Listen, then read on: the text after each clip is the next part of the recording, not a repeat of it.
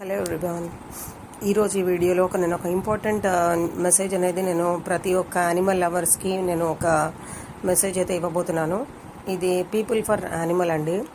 ఇది ఒక rescue centre.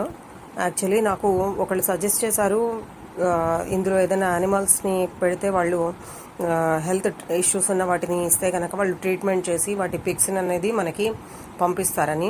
నేను వాళ్ళని చాలా ట్రస్ట్ చేసి నేను ఈ యానిమల్స్ నాకు పైన 3 పప్పీ డాగ్స్ మా టెర్రస్ మీద ఉంటాయి. అయితే వాటికి టిక్ ఇన్ఫెక్షన్ అనేది వచ్చినాయి.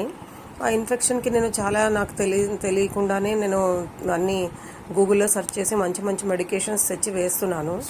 ఈవెన్ దో వాళ్ళు చెప్పారు కదా పాపం ఎండలుగా ఉన్నాయి అని చెప్పేసి, నేను ఈ డాగ్స్ని వీళ్ళకి కాల్ చేసి వీళ్ళని కాంటాక్ట్ చేసి ఒక 2-3 సార్లు కాల్ చేసి నేను ఈ డాగ్స్ని అయితే పంపించడం జరిగింది. లాస్ట్ ఫ్రైడే ఫస్ట్కి పంపించానండి. వీటిని 500 రూపీస్ డొనేషన్ కూడా ఇచ్చాను. ఇచ్చిన తర్వాత నాకు ఏ విధమైన ఇంటిమేషన్ అయితే రాకపోతే వాళ్ళు కొన్ని నంబర్స్ని అయితే ఇచ్చారు. ఆ నంబర్స్ కాంటాక్ట్ చేస్తే మీకు ఆ డాగ్ పప్పీస్ ఎలా ఉన్నాయి అనేది మొత్తం అంతా ఇన్ఫర్మేషన్ పాస్ చేస్తారు అని చెప్పారు. సరే కదా అనేసి నేను ఒక 2 డేస్ తర్వాత కాల్ చేయడం అయితే జరిగింది. కాల్ చేస్తే మీరు మీ బిల్ నెంబరు అన్నీ పెట్టండి అన్నారు. అకార్డింగ్లీ నేను ఆ బిల్ నెంబర్కి వాట్సాప్లో పెడితే వాళ్ళు 3 పప్పీస్ని ఒక కేజ్లో పెట్టి ఉంచడం అయితే జరిగింది.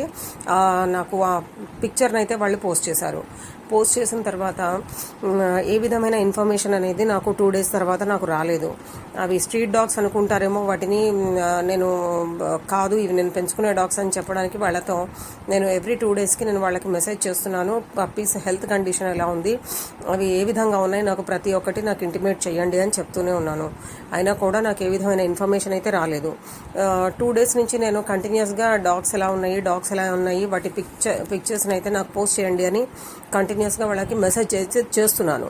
అయితే వాళ్ళ దగ్గర నుంచి ఏ విధమైన రెస్పాన్స్ అయితే రాలేదు. వాళ్ళు ఏమంటున్నారు 1 o'clockకి 2 o'clockకి 2 to 4:30కి మేము పిక్చర్స్ అయితే అప్లోడ్ చేస్తామన్నారు, కానీ ఏ విధమైన అప్డేషన్ అయితే లేదు. అయితే నిన్న డేట్ వచ్చేసి 7th May అండి.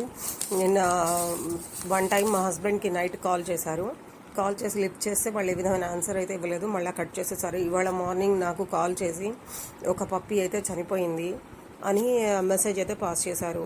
అవి అంత సివియర్ కండిషన్లో అయితే లేవండి. నేను వాటిని చాలా రోజుల నుంచి నేను యాంటీబయాటిక్స్ ఇచ్చుకుంటూ వాటిని నేను కేర్ చేస్తున్నాను.